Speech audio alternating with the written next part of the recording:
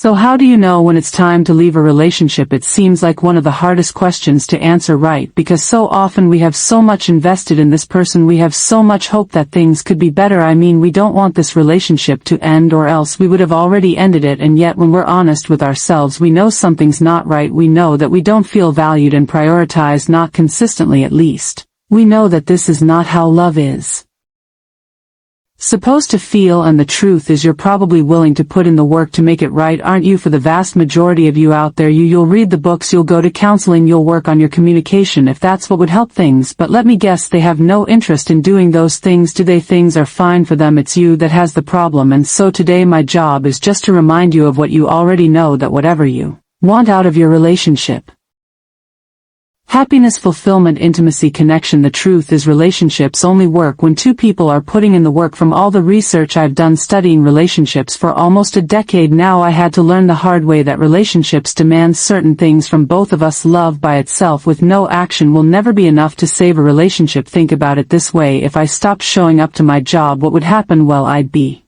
fired, right? But hold on, I'm confused. Why did I get fired? And you would say, well, it's not that complicated. I mean, you didn't meet one of the basic requirements of keeping a job, which is showing up. Okay, but what if I say I love that job, I would do anything for that job? You would still say, yeah, but you didn't show up. So despite how you might feel about the job, it wasn't enough of a priority for you to do what was required to keep it. And the only reason that analogy makes perfect sense in our minds, but not when it's applied to relationships, is that not enough people have reminded you your relationship also requires you to show up consistently, or else you lose it as well. Closeness and connection with another human demands certain things from both of us, things like trust and safety and the ability to apologize and take accountability. It requires things like consideration and empathy. And if you forget everything else from this video, remember this: you will never feel close to someone else who has no interest in those things, and you can continue to get them to try to change. You can keep wondering if things will be better eventually. You can keep dating their potential, but at the end of the day, relationships always require two people putting in the work to make them work. And yes, my advice will obviously be a little bit different for people who are married with kids opposed to someone who is dating, unless there's any abuse going on. If there's the presence of abuse, you have to leave that relationship at least for a time and get safe. But when it comes to people who are dating, listen, I'm almost 40, so I have no idea what the dating scene is like. On behalf of everyone who came before you, I'm really sorry if we screwed it up, because I hear it's a mess. I'm just here to remind you that who you choose to marry is a really big deal, and I don't say that to scare you. I say that because I know it's true. Marriage is hard. Just baseline, there is a reason that almost half of first-time marriages end, 60% of second marriages end, and 70% of third marriages end. I'm not trying to freak you out, those are just the numbers. And all those expensive weddings that we go to, all those newlyweds that seem so in love and we're so excited and hopeful for their future, it's a coin flip on whether or not they divorce. That should concern all of us. And from my point of view, being married almost 11 years now, if you're dating someone who only thinks about themselves, refuses to take any accountability when they mess up, rarely if ever is curious about your inner world, and has no interest in your feelings or needs or desires or dreams, it's not even close. It's not even a discussion. You have to leave that relationship. And you might say, well, nobody's perfect. I mean, I love them. And I would politely say, I don't care if you love them or they love you. Love has nothing to do with this. They can say they love you and still have no capacity to carry out what that word means, because love means thinking about someone else as much as you think about yourself. Love is all about mutual respectfulness. Love is considerate, and you can't be considerate unless you actually learn about someone else and get curious on how they feel loved and prioritized. Love is about selflessly sacrificing for someone else, and we can usually get one partner who selfishly sacrifices. That's probably you. It's really hard to get that other person involved, isn't it? And I think if it's true, it's time for you to admit out loud, this relationship that I have right now doesn't work for me. That's important to admit, because too often you're not honest with yourself, and you're certainly not honest with them, because the vast majority of the time you're either making excuses for them or you don't feel safe to be honest, because it would just start another fight, wouldn't it? And it makes sense that you're feeling disconnected and potentially resentful and angry about this relationship, but that anger is telling us something. It's teaching us that we're being mistreated. Or at least neglected in some really important areas for us. The goal isn't to ignore that anger or allow it to lash out on other people. The goal is to listen to what that anger is trying to communicate to us. So you need to admit this relationship doesn't work for me now. I'm not saying that this relationship is doomed. Absolutely, it could change into something better, but let's not forget that building a foundation of trust and intimacy and emotional safety always requires two people. It doesn't work with just one. So let me ask you, does your partner have any interest in changing the relationship for the better? Do they have any interest in creating a relationship that works not just for them but also for you? I'm not asking could they do those things. Everyone could. Will they? Do they have any interest in putting in that work? Because knowing I should do something and actually putting in the work of doing it are two very different things that have two very different outcomes. And for some of you, I know you wish it was different, but they've shown you over and over that they aren't interested in putting in that work of accountability and self-reflection and learning how to prioritize you in the ways that you feel at most. There's a well-known quote that says, when someone shows you who they are, believe them the first time. And you just admitted that this relationship isn't working for you, and then you admitted this relationship isn't going to change. So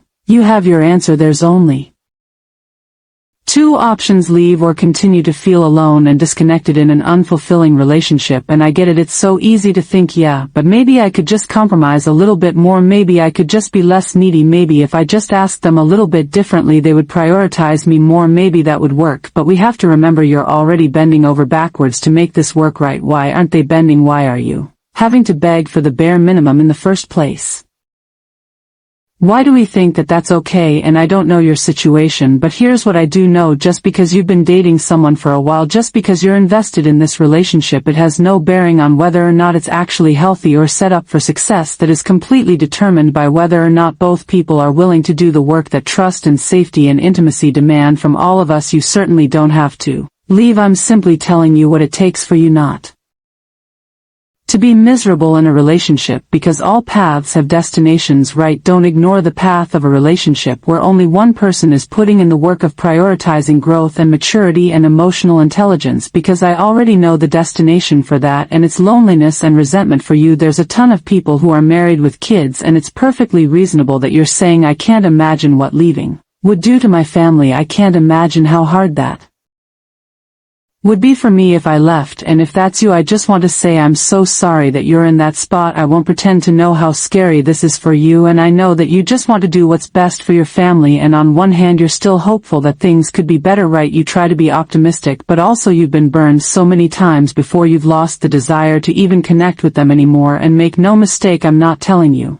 to leave unless there's any abuse, and you're absolutely right. Leaving is so hard on everyone, even if it's the right decision, and the truth is people stay in unfulfilling marriages every day for a variety of reasons, and I'm not judging any of them, but we're answering the question, when should we leave our relationship? And the answer for anyone is you leave when you have determined that this relationship hasn't led me to feeling fulfilled, and I'm ready to live with whatever consequences come from ending it. It's that simple. Now, some people don't leave dysfunctional relationships because of religion, and like I said before, I'm not here to judge you either way, but here's what I know: even if you stay, that doesn't mean the destination for your relationship isn't still distance and disconnection, because your body is too smart to continue giving itself to someone who isn't safe. You can't feel connected with someone who dismisses or invalidates you. You won't feel close to someone who disrespects you consistently, and that's not an argument saying that you should leave. I'm just saying that when people mistreat you, there are consequences. When people get complacent, there are consequences, and one of them will be you eventually pulling away and feeling distant and disconnected and eventually resentful. And you're right, no relationship is perfect, but I'm not looking for perfection. I'm looking for safe. I'm looking for mutually respectful. I'm looking for connected. No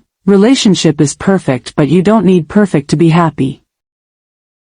You just need to find someone who actually cares about how you feel loved and valued. You need someone who listens when you say you're upset about something instead of dismissing you or telling you you're making too big of a deal about it. You don't need perfect, you just need someone who you feel safe to be honest with. You need someone who sees you as worthy enough to put in just a fraction of the effort that they did when they were first dating you. You know, when they were intentional about making you feel appreciated and cherished, because that's possible. We don't need perfect, we just need considerate. And there is a powerful question often asked: are enough of your needs being met to grieve the ones that aren't? What a great question when we're assessing whether to stay or go. Are enough of your needs being met to grieve the ones that aren't? Because we all understand that no relationship is going to fulfill all of our needs, nor should it, but that doesn't mean you have to settle for a partner who only gives you the bare minimum, and most of you probably don't even know what your needs are, much less do you know how to advocate for them. So that's step 1. Learn about what I need to feel valued and respected and connected in a relationship. Step 2. Is my partner willing to fulfill enough of those needs that I can grieve the ones that they can't and still feel valued, respected, and connected? If so, then I think it's worth